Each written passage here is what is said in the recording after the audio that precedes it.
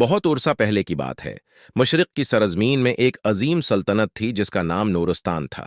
یہ سلطنت اپنے سرسبز وادیوں، صاف شفاف دریاؤں اور بلند پہاڑوں کے لیے مشہور تھی، جو اسے صحرا کی تیز ہواؤں سے محفوظ رکھتے تھے۔ نورستان کی سرزمین امن اور خوشحالی کی مثال تھی، اور اس سلطنت کا حکمران ایک دانشمند اور محبوب بادشاہ ملک الحکیم تھا۔ ملک الحکیم نہ صرف اپنی انصاف پسندی کے لیے مشہور تھا، بلکہ اپنی گہری دانائی کے لیے بھی جانا جاتا تھا۔ بچپن سے ہی اس نے علم حاصل کرنے میں گہری دلچسپی ظاہر کی۔ اس نے قرآن، حدیث اور مختلف علاقوں کے علماء اور فلسفیوں کی حکمت کا مطالعہ کیا۔ اس کے دربار میں علماء، شعراء اور مفکرین جمع ہوتے تھے، اور علم کو سونے کی طرح قیمتی سمجھا جاتا تھا۔ ملک الحکیم کا یقین تھا کہ ایک حکمران کو علم اور انصاف دونوں میں ماہر ہونا چاہیے، تاکہ وہ اللہ اور اپنے لوگوں کی رضا حاصل کر سکے۔ ایک دن جب بادشاہ اپنے باغ میں بیٹھا ہوا تھا، ایک قاصد پریشان کن خبر لے کر آیا۔ اس کے پڑوسی حکمران ظفار کے بادشاہ رشید نے نورستان کی خوشحالی پر حسد کرنا شروع کر دیا تھا اور حملے کی دھمکیاں دینے لگا تھا۔ بادشاہ رشید اپنی فوجی طاقت اور علاقے کو وسیع کرنے کی خواہش کے لیے جانا جاتا تھا، اور ملک الحکیم کے دربار میں کئی لوگوں نے اسے جنگ کی تیاری کا مشورہ دیا۔ لیکن ملک الحکیم ایسا بادشاہ نہیں تھا جو اپنے لوگوں کو جلد بازی میں جنگ کی تباہ کاریوں میں دھکیل دیتا۔ اس کا ماننا تھا کہ دانائی اور سفارت کاری اکثر وہ حاصل کر سکتے ہیں جو تلواریں نہیں کر سکتیں۔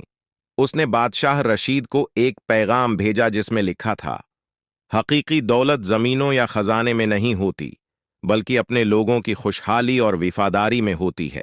بادشاہ رشید جب اس پیغام کو ملا تو ملک الحکیم کے الفاظ کی سادگی اور گہرائی سے متاثر ہوا، لیکن اس کا غرور اسے آسانی سے ہار ماننے نہیں دے رہا تھا۔ اس نے جواب میں ایک چیلنج بھیجا، آؤ ملیں اور میں تم سے 3 سوالات پوچھوں گا۔ اگر تم نے ان کا درست جواب دیا تو میں تمہاری سلطنت کو چھوڑ دوں گا، لیکن اگر تم ناکام ہو گئے تو نورستان میرا ہوگا۔ ملک الحکیم نے چیلنج قبول کر لیا، اس یقین کے ساتھ کہ سچائی اور حکمت فتح پائیں گے۔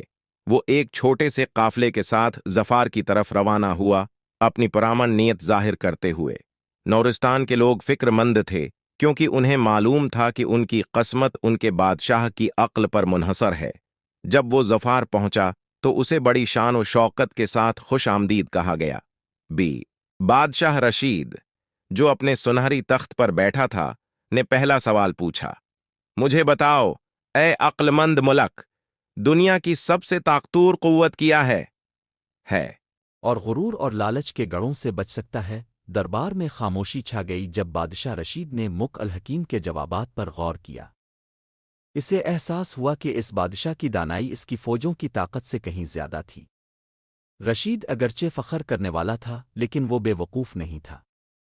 اس نے یہ سمجھ لیا کہ ایسے عقلمند شخص کا دوست ہونا زیادہ فائدہ مند ہے۔ اپنے تخت سے اٹھ کر بادشاہ رشید ملک الحکیم کے قریب آیا اور اس کا ہاتھ تھام لیا۔